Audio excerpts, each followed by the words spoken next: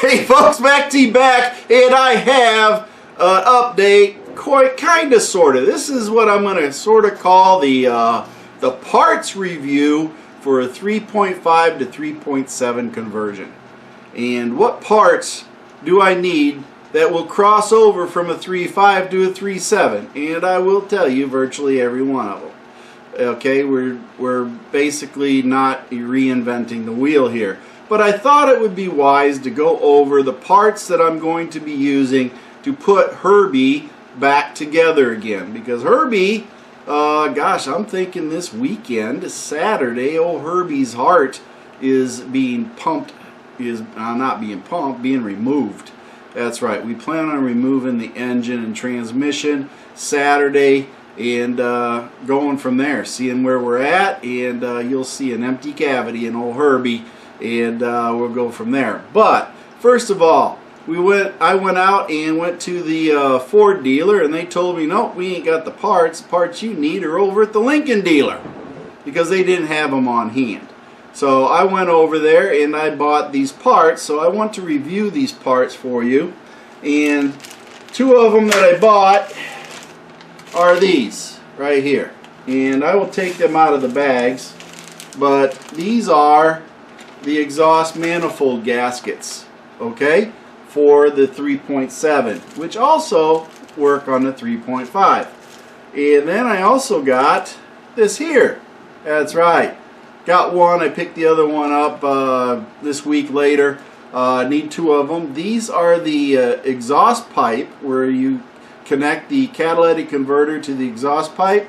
These are the gaskets that you need. You need two of these. So I got two of these to go in between the catalytic converter and the exhaust pipe, and they'll go on those flanges. And I wanted to review the parts on them and give you a little idea on the cost of them, and then we'll go ahead and I'll do other parts reviews on this. But right now, this is the parts review conversion and fitting process, I guess you could say, on these parts. Let's go over the parts numbers real quick. Take them out of the bag, check them out, and we'll see what we got.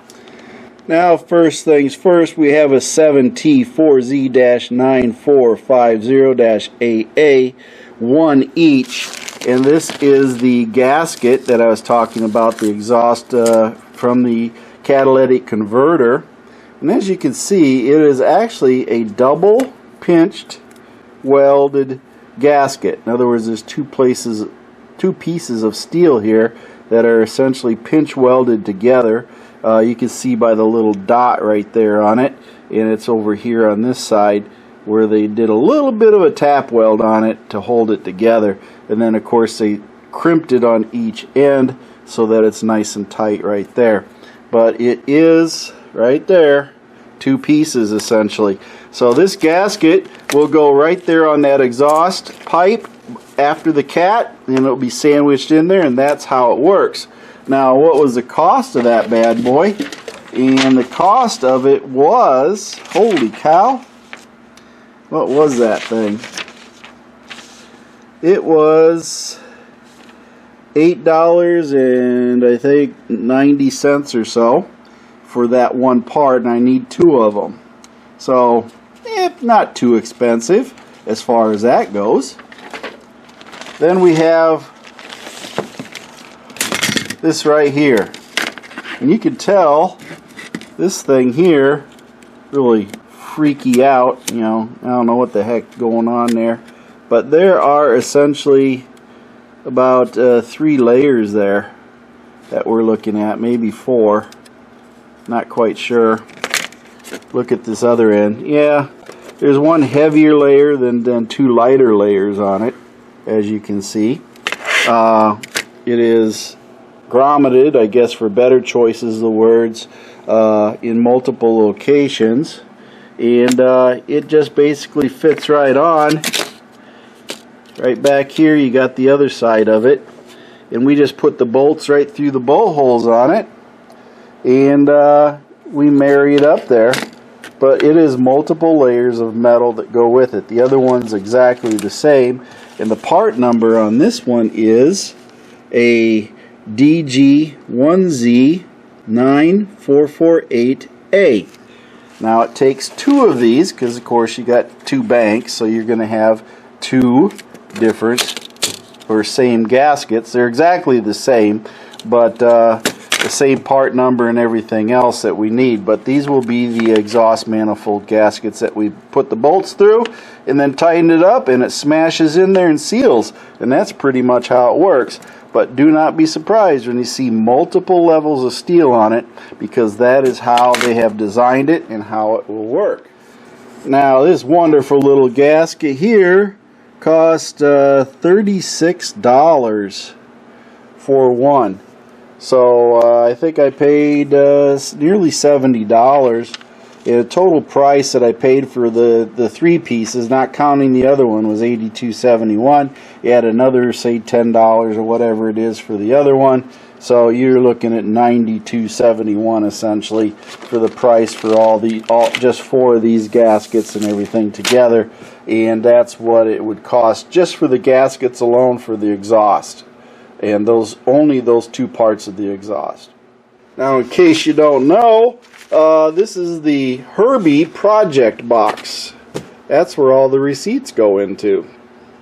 So I will just keep tossing them in there, and eventually I'll have hopefully not a box full of receipts, but I'll have all the receipts in the box. And at the other garage I got another box. So once it's all done, I will do an overview and a review of how much it actually costs to rebuild Herbie. Now, one thing I can tell you all is that Herbie is a project, and Herbie is not an inexpensive project. As we tear Herbie apart, we find that we need to have other parts. So, you know, I'm trying not to go overboard on it, but I am trying to give Mercy Girl the best quality vehicle I can within a budget. Okay, I'm trying to make sure that I have everything covered. So Herbie is a good 8 years out before it really needs any type of servicing as far as any major work. So that's my goal. And by that time, she'll be on her feet, on her own, definitely an adult, and can make her decisions based on that. But at least I've given her something that's a good head start that she doesn't have to make car payments on, and that's really my goal. So this is MACT. Remember, my feet hit the floor today. I'm having a great day, and I want you to have a great day too. Mercy Girl's always got one-liners for you, and the Band of One's always got great music for you to listen to at the end. Thank you for watching MACT's videos, and remember to like and subscribe. This is a Mercy Girl production.